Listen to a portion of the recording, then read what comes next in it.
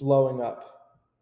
I really think it's just going to blow up. It reminds me of the student housing industry like 10 years ago, even though we weren't in the student housing industry, but from all the articles I've been reading and, all my close friends in that industry telling me it was such a small industry and everyone thought it was such a niche market, and then it just blew up. So I think, it's gonna happen the same thing with co-living. It's just in 10 years from now, there's gonna be a lot of people, a lot of student housing, because it's a similar model. You're charging by bed. A lot of them are gonna, invest and develop into co-living and transition into the co-living business. So yeah, I'd say it's gonna be huge. And the Awesome. community to add on to it, we're seeing we're definitely like that's where I think we're seeing more of that local appeal. Like they make the unit furniture a little bit more consistent, maybe touch up, like Abe mentioned, like the colors and the finishes, just to make it a little bit different than the other project. But generally, they keep, kind of, I mean, every developer is different, but the ones we've worked with so far. But the common space really gives them the ability to localize it and make it unique because that's where they want their guests to hang out, it's like a neighborhood for them, so they wanted them to socialize. A lot of the, a lot of people that you've and a lot of the companies that you've interviewed here, they say the same thing. They're building that neighborhood, that social environment, and they want them to go down to that local zone, right, in their building, wherever it may be, to feel, like they're in New York City or Denver or LA for that matter, right? So they use those spaces for more of that customized feel from like a local look. Christine here, host of the Co-Living Coach Show and also founder of Kindred, with another fun weekly episode of our podcast and show. First, I want to welcome a brand new partner. I've been waiting for them to join us because I think what they're doing is amazing. I've already referred them tons of clients, and it is Matterport. With a 3D virtual tour from Matterport, it is possible to fill your vacancies up to 30% faster. Matterport is used by cool companies around the world to transform how co-living operators, residents, and guests engage with each other. Start today, free on iPhone, or you guys can go to matterport.com. And as you guys know, virtual tours are more important than ever during these times, so definitely check them out. And today we are bringing on our other partner for an actual interview, which is ISL Furnishings. We're going to speak to both Abe and Max, the co-founders, two of the three co-founders. So I'll go ahead and read the bio and we will launch right into this week's episode. They are the leading provider of co-living unit furniture for one reason. You can count on them every step of the way, from design to delivery of your furniture, helping you establish a brand to attract the perfect residents for your community.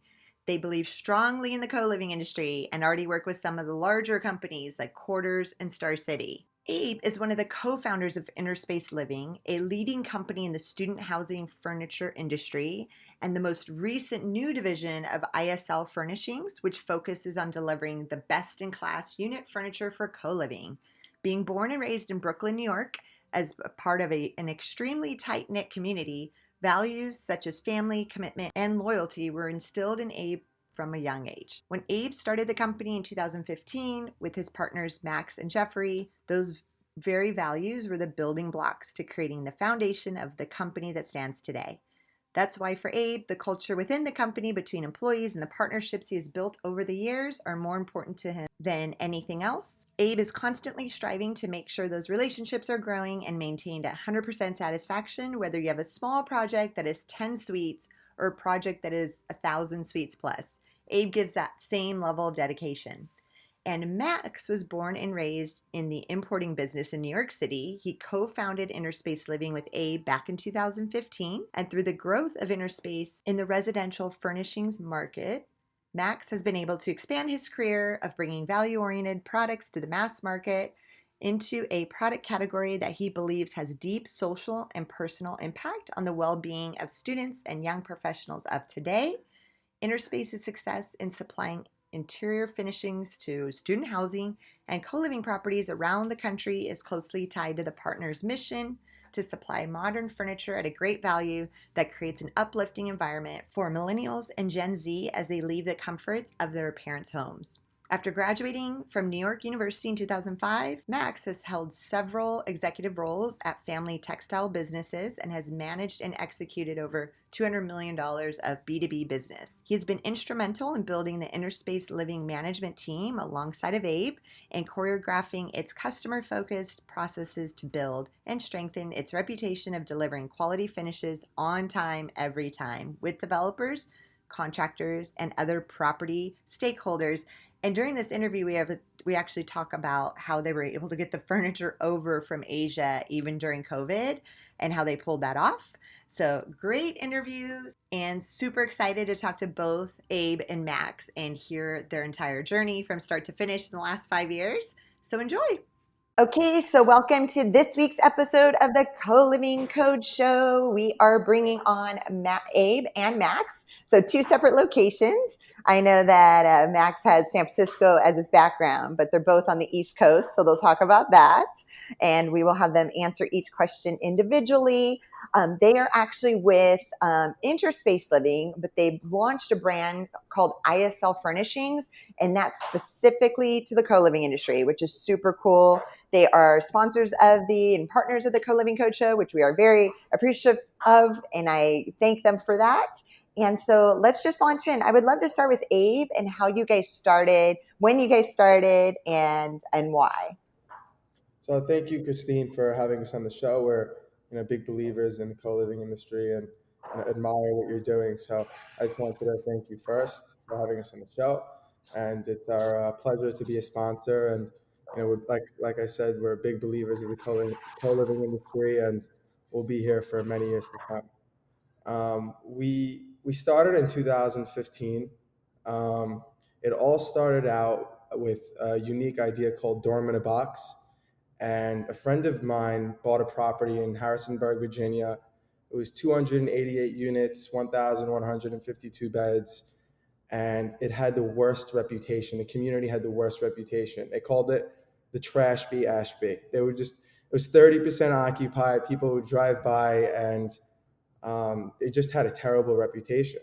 And he bought it, and he specialized in value add and renovating. And he looked at me, and I pitched him this dorm in a box idea. I told him, it's good for your students. It has all your essentials. So instead of going to Walmart, Target, Bed Bath and Beyond, and buying your bed sheets and all your dorm room essentials, you could just buy the box from us, and we'll ship it directly to their dorm room. So they don't have to put it in their car. They don't have to take it 2 flights up the stairs. It'll just basically, you'll buy it and we'll send it directly to their room.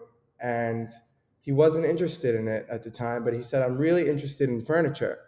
And we have this property that we just bought, and we really need to make it look like Soho meets South Beach. Give it that New York, Miami, modern feeling. And nobody in the industry really was, delivering more modern, cool product for today's generation. And he looked at me, he says, I'll give you a shot. He's a good friend. I'll give you a shot. And we want you to, work with our designers and customize and, a lifestyle and a brand of cool furniture. And we delivered a model unit, and he fell in love. He was loving it. Basically we turned around 1,152 beds of furniture. They told him that it would be a 2-year renovation. We did it in 6 months. We custom developed a furniture collection for him for that property, and everyone's eyes lit up. And the students, come May, June time, were lining up at the door, trying to sign up for this property. Fast forward 6 months later, they won the best turnaround project in student housing of the year. So, that's how we really started. And from there, we looked into the industry and the student housing industry, and we organically grew into the co-living industry. The guys like Common and Quarters and all those big developers in the industry.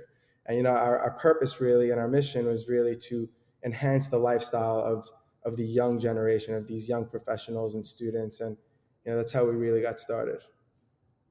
That's awesome. And I didn't know, does Max, do you want to add anything to that? So when you guys started? So Abe actually is the original founder. He did that project that he mentioned prior to meeting with our other partner and I, Jeffrey and when he came to us and he told us about this project and he showed us the before and after, which Abe maybe can show later on, we were like, wow. I know that when I was in college, I went to school in here in New York, and the dorms were a joke. I mean, it was horrible. And we were like, wow, I really wish we had a place like this to live. So and a cool. I mean, the furniture was just so cool and hip and fun. It was like, and it really, like, we understood the vision right away because as growing up, being a millennial, growing up in this '90s and 2000s, you know you definitely you become a product of your surroundings.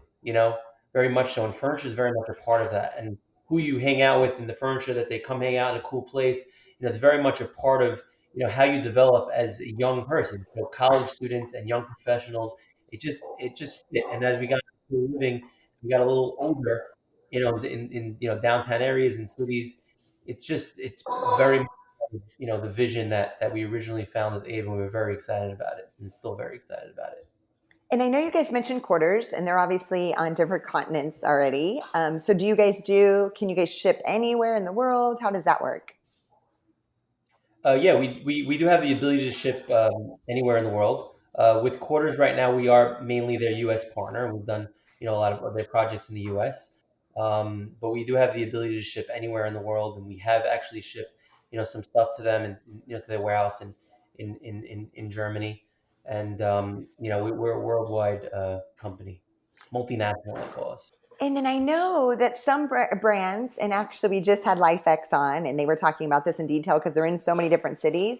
Do you guys see these co-living operators kind of taking the essence of that city and designing it based on the city a little bit? Or do you see them doing super consistent furniture throughout all their properties, no matter where in the world they are? So I'll let Abe answer that one.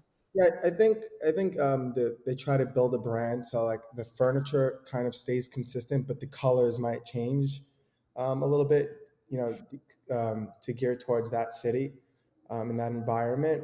But there's always some specialty pieces that someone likes to pull out, and like maybe a sofa or a side table that they change up a bit. But most of the time, it's really like branded furniture. So when you walk into like a Quarters location, this is Quarters. The colors might change a little bit, but you know that this is a Quarters. What I've seen really is really like this is version 1.0. For the following year it's 2.0. Now I'm seeing a lot of technology integration where 2 years ago or 3 years ago nobody really added outlets or charging pads to their to their nightstands. Now everyone's doing it. Like you can't, you really, you where we won't, for co-living, we won't, deliver something without a nightstand, without an outlet on the nightstand. It's like needed now. It's like third world problems. Everyone's phone is running on low battery. We all have iPads and, Macs and laptops and iPhones. So we all need to, feel connected and feel charged up. So Oh, that's really cool. I haven't heard of that yet. So you're saying the nightstands, some of them have built-in charging pads on the nightstands? So yeah, we're doing that for projects in late Q4 2020. As of now, we've delivered mostly nightstands with outlets and USBs. Uh, Mm. so yeah, Oh, that's it's super cool. And then really exciting. what about the common areas or if they have any co-working space? Are you guys doing anything special with those desks or tables? So we mostly work on the unit furniture, not so much the common space. Um, but we've done a few common spaces for some really close clients, and we have integrated technology on the side of the sofas or uh, in the middle. But yeah, we're seeing more technology integration, definitely, on most of the new projects that we're working on. And the Awesome. community to add on to it, we're definitely, like, that's where I think we're seeing more of that local appeal. Like they make the unit furniture a little bit more consistent, maybe touch up, like Abe mentioned, like the colors and the finishes, just to make it a little bit different than the other project. But generally, they keep, kind of. I mean, every developer is different, but the ones we've worked with so far. But the common space really gives them the ability to localize it and make it unique because that's where they want their guests to hang out, it's like a neighborhood for them, so they wanted them to socialize. A lot of the You know, a lot of people that you've in a lot of the companies that you've interviewed here, they say the same thing. You know, they're building that neighborhood, that social environment, and they want them to go down to that local zone, right, in their building, wherever it may be, to feel, you know, like they're in New York City or Denver or you know, LA for that matter, right? So they make they use those spaces for more of that customized feel from like a local look. Awesome. And then I'll have both of you guys answer. So I'll start with Abe. Again, you guys started in the student housing market and now you guys are doing co-living. Like what are some, trends you guys are seeing in both those markets right now? Hmm. I would say the furniture is getting more modern, where in the student housing industry at least, where it was very standard, very plain looking, and now people are changing up the colors, getting a little bit more fun in the student housing industry. In the co-living industry, I think it's really customized and very brand specific, where you work with the designer and you customize a furniture collection specifically for them. And I think the colors are they're very on trend. Like mint greens and blues, and that's what we're seeing now. And every year the colors change, and they go with the trending colors more often, I would say. And as technology changes, obviously, co-living is more like I feel like it's more of like a boutique hotel, working with a boutique hotel. And I think who mentioned it, Star City. I think you had a podcast with Star City, and John was saying like the points program, like who are you gonna where like Marriott and Hyatt have these points, these point programs. So I feel like co-living is very on trend, where like, oh, I'll invest in that, and they're more open minded than student housing, I would say. And then Max, anything to add to that? I mean, I think Abe said it perfectly. There's definitely a lot of those things happening.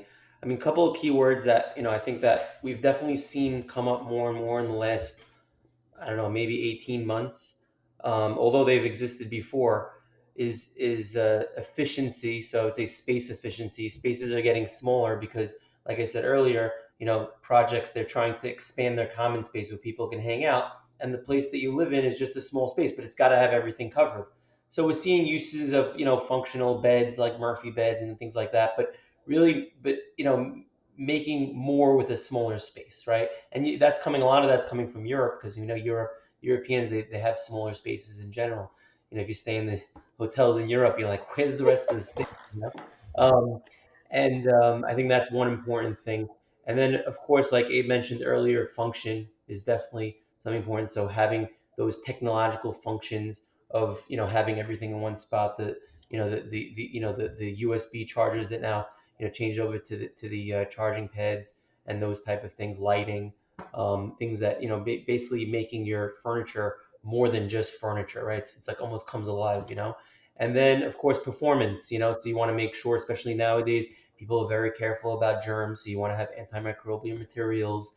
And there's talk of course, previous to that, and germs being an issue, but of course you want it to be anti-scratch surfaces, and because there's a lot of wear and tear and things that happen. So to make things more durable and lasting, like in hospitality, we want to make sure that things are built to last. That the fabrics are easy to clean Mhm. and easy to clean surfaces. And then are you guys looking into robotic furniture anytime in the near future? Meaning you like push a button and the Murphy bed comes down or something along those, or the walls shift in the actual units? Yeah, we've not really done anything like that. We've definitely seen a lot of videos on it, for sure. Like our Murphy beds are electronic, the ones that we've done. Mm. So and a lot of them are. But we are dabbling in it. Like in the back burner R&D to things, desks that turn into beds, and we've seen a lot of things like that over the years, and we make a lot of like foldable furniture, for certain clients. And so turning that into robotic is definitely the next step. We have not dabbled in it and done anything specifically yet, but we are leaving it on the back burner. It's something that we're definitely interested in pursuing. For sure. What we have done, which is pretty cool, is a room divider. We've been, getting tons of requests for room dividers for like these studio apartments, and you could see the bedroom. So there has to be a way. They don't want to just put a wall up, right? So what we would do is we would give them a room divider with a desk, basically that pulls out, and a TV basically would go in the middle, and it could rotate to the bedroom or to the living room. So when they invite people over, nobody can see really the bedroom. They could have this piece of furniture basically dividing the bedroom from the living room. So we've got it, like Max said, the space saving, functional furniture has definitely been trendier now than ever before. No, that's great. And I know we have tons of both, developers that are in the student housing, world that watch and listen to the show. And then same with co-living, of course. Definitely want to talk about the pandemic and how, that's influencing what you guys are seeing now on future development. And, a lot of the universities are going virtual. So there's virtual learning. Like what are some concerns or things you guys are addressing in that sense? Well, so we any issues that we're seeing, at least from a macroeconomic point of view, are definitely more short term. Because it's residential living in general, whether it be off campus student housing, co living, or anything really in between. It's a necessity. And we know that this country is underdeveloped when it comes to residential and apartments in general. So we don't have a concern long term. But listen, anytime there's uncertainty, which there's a ton of uncertainty right now in the market, there's been a ton of uncertainty. It definitely causes ripples. So things have definitely been put on hold, slowed down. Expansions plans slowed down. We're seeing that. Early on in the process, it was a little scarier because it was a lot more unknown. But as things develop, the student housing world, they're not seeing significant drops. Yeah, it's like people say, I've heard it a couple of times, it's a tale of two cities, right? Some cities are seeing significant drops. If the schools closed like in California, from several months ago, it's an issue for that area. But in the end of the day, what we're seeing from a student housing point of view is kids, I like to say, I don't know what the number actually is, but 80% of the reason why they go to school is to be in school, right? Maybe more, not to go to get the education. So Zoom school is not going to work for college. People want to be part, and that's one of the issues, right? Because they want to socialize. So, and that's why some of the schools are starting to close. So we don't see it as a long term issue, but there's definitely some ripples happening on the co living side. We're actually seeing the uncertainty, and I think a lot of your podcasts and the speakers have said the uncertainty has actually caused people to go to co-living because they don't want to sign a year or 2 year lease when they don't know what's going to happen in a month. So they're saying, let me go 3 months to this co-living, to quarters in New York City and try it out, and then they like it. The other thing is people are lonely if they're literally living alone in a multifamily, housing unit or in a house for that matter. If they don't have co-living, they really have no contact with anybody.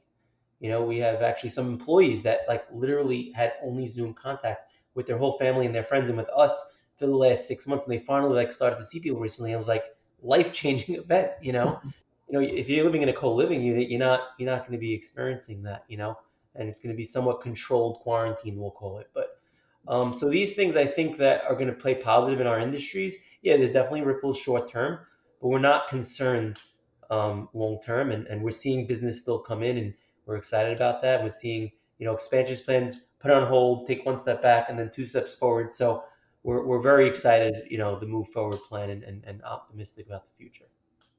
Well Great. said, Max. Yeah, that was very well said. I love that. That's great. And then, how about for manufacturing for you guys?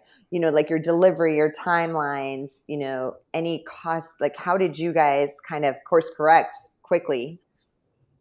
I mean, we're very well diverse. We have a very large database of manufacturing partners that we've worked with. So the experience goes back, I would say, 20 to 25 years within our team. We have a very experienced team overseas. We have a very experienced quality control team overseas. It's really important to us that their quality is the best in the industry. And in March, when everything came to the U.S., we really requested all of our orders in advance because we knew it was coming, and we kind of, it was kind of like dying down a little bit in overseas in Asia, and what happened was we delivered earlier than expected. We would communicate with all of our customers, all the projects we were working on, and we'd say we need to bring in goods earlier. We expect a shortage of vessels. We expect there to be port congestion. Just constant communication throughout the whole process. And we said, is it possible we can deliver earlier than expected? And they said, of course. Majority of the partners that we work with said, of course. Let's bring in goods earlier. We can't afford any delays. So we got boats and on the water, and we've shipped all of our. We have 100% delivery track record, and we did not want to jeopardize that. So we brought in everything early, and in some cases too early, which is a good problem to have. So we beat we got ahead of all the delays in manufacturing, delays, and we delivered, like I said, earlier than expected on majority of our projects that we worked on. And I think also, so I'm going to add, Abe, I think one thing that, it seems to hold true. Listen, again, uncertainty in the beginning, we were nervous, but now looking back and seeing like retroactively what happened, I think that what's happening from a trade point of view, right? We'll just leave it at that. Between governments and issues and tariffs and all this stuff has actually impacted us much more so than the pandemic did. Definitely. I mean, we've adjusted and we figured it out, but because we've had 2 years to do it, but we're consistently seeing that being an issue. Listen, the freight, freight specifically is an issue in this country. It's been an issue, trucker shortages, etc. Vessel companies have been they've been pulling back on supply. That affects us. But these are small things. Like when you think, oh, pandemic came from China, goods are coming from China, you think panic, but we didn't see that at all in actuality. And like Abe said, we delivered early, so we were well ahead of the game, and we were able to adjust with our diversification of sourcing. Mm-hmm. Being that also that we're such a diverse company, we're always looking to improve in manufacturing and design and product. And we were working with Vietnam 4 years ago.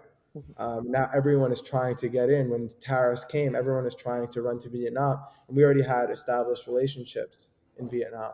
So some people had issues trying to manufacture in Vietnam and the competitive costs when we were already there. So we're always looking to improve our database and manufacturing partners overseas, and in some cases we're manufacturing here in the United States on a few different products. So we're always looking to improve. And when you guys say, so I'm imagining this like 300 plus unit community being built. And that's so amazing that you guys are like, oh my gosh, let's get all the furniture over here as fast as we can. And you said sometimes it was a little too early because they're probably still under construction. Did you guys so they just put it in storage unit close to the community so then they could pull once they were ready? Is that what they did? Yeah, usually we bring in goods. Either way, we bring in goods 30 days, before we start installation. We have a centralized warehouse. We basically leave it in the warehouse. We count everything. We organize everything, and then once once the contract is ready for us, we go in and we do our jobs, and we install all the furniture. That's awesome. That's cool. And then design wise, what are your clients kind of asking for? How are the designs changing that you've seen? And we forgot to mention, how many years have you guys been in business again? We've been in business for 5 years, Okay. running on 6 years now. And what have those changes just throughout the years? Like what kind of design? I know we talked about technology. That's a big one. Is there any other kind of changes you've seen along the years? I mean, design-wise, we're starting to see, like I said earlier, a lot of earthy tones trending, like terracotta, darkening greens, pastel marine blues. Um, I would call it like a modern bohemian. Uh, but I'm Mhm. seeing also a lot of designs that are like statuesque by itself. So a lot of that I haven't seen before, like these standout pieces um, that are like CB2 looking, Kelly Wearstler, cool statuesque side tables or a sofa. Got it. And then Max, anything else that you've noticed shifting in the industry with the design and the furniture that they're installing? I mean, I think from the production point of view, which I'm definitely more involved in, I'm definitely, like I said earlier, the functionality efficiency is more really. I mean, I think Abe with his team is definitely feeling the questions on the earthy tones and getting just more current. You know, like some of the retailers, like a retailer that he mentioned that kind of leading the charge of some of those modern finishes. I think it's really where it's following. It seems like. Awesome. Mhm. And then I've also oh, yeah. seen. I've also sorry, Christine. I've also seen like with furniture, the staging. It's so powerful when people scroll through like apartments.com and they're like going through the apartments.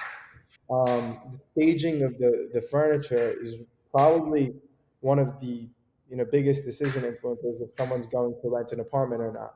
So I've seen the staging really improve. Like people buying like $2,000 bike, put it on the wall, or Nike sneakers, and just these cool ideas. These cool. There's so many talented designers out there, and they're doing a lot of unique things to get the tenants' attention online, and that really has to do with the staging. So the staging, I would say, has been definitely improved from years past. Interesting. Yeah, I was just Little Italy is this really cool area in downtown San Diego, and I was going to tour some units there just because I haven't toured model units in so long because I've been co-living all these years, just to kind of see exactly that. Like, how are they staging the units? What's changed over the years? Yeah, I haven't seen a model apartment unit in a long, long time. So that's interesting that they do that now. That's great. I love that. And then speaking, lots of developers are tuning in for sure. Real estate developers, what are they more likely to spend? Like, if you're talking right now, real time, what are they spending money on, and what are they like skipping out on? You've noticed. I mean, I anything that can improve the overall perception or tenant experience, they'll invest in, like a mattress, an upgraded mattress, or like a cushier sofa. That's what I've seen, but mostly technology. A lot of many developers and many of our partners are trying to integrate technology as much as possible. And do you also see like smart locks being installed, um, smart home components, lighting? Is there any other like technology pieces that you guys aren't exactly directly involved in, but that you're seeing during the build? Yes, yes, definitely. I've seen like Starbucks machines on the wall, and I know someone that built a music studio. It was pretty cool. A Muhammad Ali boxing gym where they had like Muhammad Ali wallpaper on the top. I've seen some pretty cool, um, definitely some cool things in some of the communities that we've worked on. Awesome. And then I would love for you guys to kind of spotlight some of the recent work you guys have done, just how the project went, how it was delivered, and why it was special. Yeah, I mean, I could share some photos with you if you'd like. Yes, send them. We could put them in the beginning of the interview, actually, and I could read them show them during your bio. Let's do that. Is that Cool. cool, or do you want to do it during? It's up to you. No, no, no. We could do it. We could do it in the beginning. It's fine. Okay, awesome. And then which projects are they? Like which companies? So, which company? So Quarters is one of the companies. NMS was another company. Most people don't know them. They're a very large company. Um, and we have others from StarCity. It hasn't really uploaded yet, but 229 Ellis is an upcoming project that we're working on. Actually delivering probably within the next 30 to 60 days if everything goes smoothly. So yeah, those are just some of the projects we're working on now. How early do they engage you guys? Does the community reach out to you guys and say, "Hey, let's get some quotes, let's do the design," all the way to installation? I would say too late. They wait till it's too late in general. But because senior parenting is so important, and I think that sometimes it's not on maybe the first thing on people's list because obviously there's so much more that goes into building putting up a co-living building or renovating a building to become co-living. But I would say every developer is different in the way they think about it. Sometimes it's a year in advance. Sometimes it's just we got to get the furnishings going. 6 months, or we got to install this next month. So sometimes everybody has a different viewpoint, and we're just trying to really educate everybody we speak to that we do need a little time. It is a process. We want to make sure that we do a prototype and that we follow the process to ensure that they're happy with everything they're getting before we do full production of the furniture. Um, but every customer is different. And then so what would be ideal? A year out? Yeah, I would say a year out is probably a good time. Perfect. And then I'm going to put you guys on the spot a little bit, but I want each of you, and we'll start with Abe. I would love for you guys to tell me your favorite co-living concept anywhere in the world, but I want you to name two. I want you to name one of your current clients and one that isn't a current client, but that you really like what they're doing. I'd say my favorite client. That's tough. That's a tough question. I love what My Suite. They're a brand out of Los Angeles. What they're doing, they're really putting in luxury finishes. Um, a very talented designer, very talented. Tons of they got tons of projects. They're really like building community rather than projects. They have like tons of locations. It's like a campus. So I love what they're doing. They're investing a ton of money into the interior finishes, which I think makes them stand out from everyone else.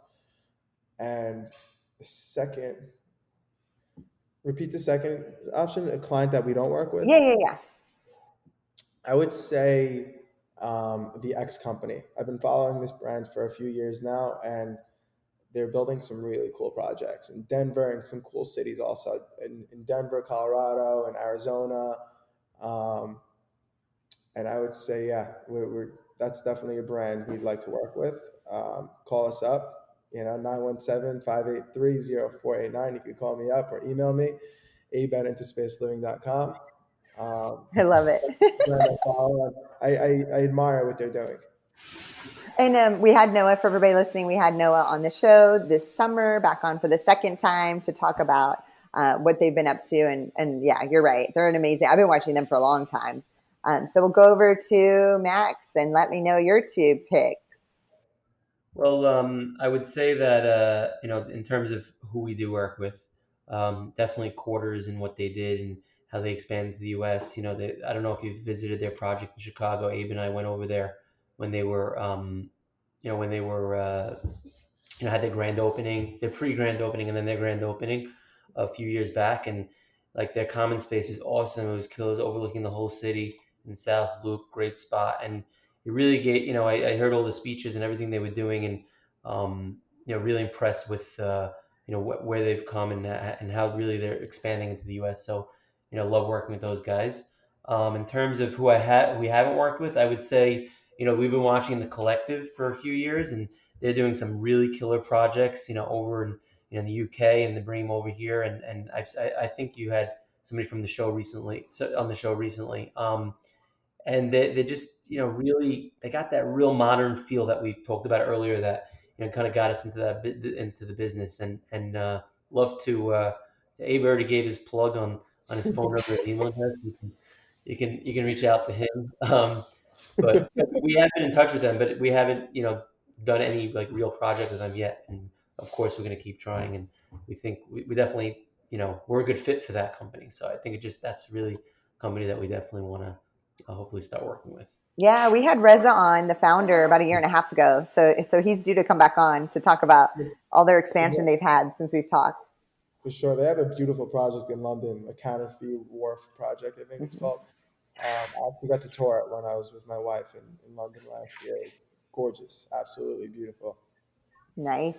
And then my last question for both of you guys, if we fast forward 10 years out to the year 2030, and I'll start with Abe, where do you see co-living as an industry in general? Blowing up. I really think it's just going to blow up. It reminds me of the student housing industry like 10 years ago, even though we weren't in the student housing industry, but from all the articles I've been reading and, all my close friends in that industry, telling me it was such a small industry and everyone thought it was such a niche market, and then it just blew up. So I think, it's gonna happen the same thing with co-living. It's just in 10 years from now, there's gonna be a lot of people, a lot of student housing, because it's a similar model. You're charging by bed. A lot of them are gonna, invest and develop into co-living and transition into the co-living business. So yeah, I'd say it's gonna be huge. Awesome. And Max, how about you? I mean, I think you said it perfectly, Abe. But what I would add to it is that I think co-living is in its infancy. I know that I think I read an article. It started in Amsterdam in 1960 or so, in the 60s technically, but it's very much still in its infancy. And I think, unfortunately, what it comes down to, in terms of bringing a sector to a level that it's really growing, like Abe said, it's going to be just blown up to the level of student housing, is when the capital markets accept it as a real investment, and and I think they're warming up to it, but like that's what I think is going to be a huge change in the next 2-3 years once all of these smaller players, um, have proof of concept, and they have it really more, even global, and they're successful projects and they're profitable and the models work. I think 10 years from now, it's going to be like, another sector like hospitality and student housing and multifamily. It's just going to be another sector because it just makes sense. The numbers make sense from an owner point of view, from a guest point of view, and the concept, just neighborhoods. The city, the world's getting so much smaller. It's everybody's on their phones socially. Like, you need that social experience. It's just so many different levels that makes it the wave of the future, and we just see it that's really the future. Awesome. Very well said by both of you guys. That's amazing. Well, I am so glad we brought you on this week. Thank you again to both of you. This was awesome. It was fun to have two people. We haven't had two people on in a while, so that was awesome. So thank you to both of you. Thank you, Thank you, Christine. Christine. Appreciate it. We love everything you're doing. Thanks. All right, take care.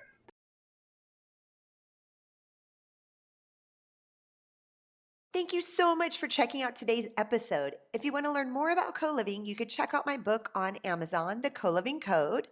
And of course, if you're looking for the perfect software to power your co-living concept, check out kindred.io, KNDRD.io. And again, a quick thank you to Matterport, our partner. With a 3D virtual tour, it is possible to fill your vacancies up to 30% faster.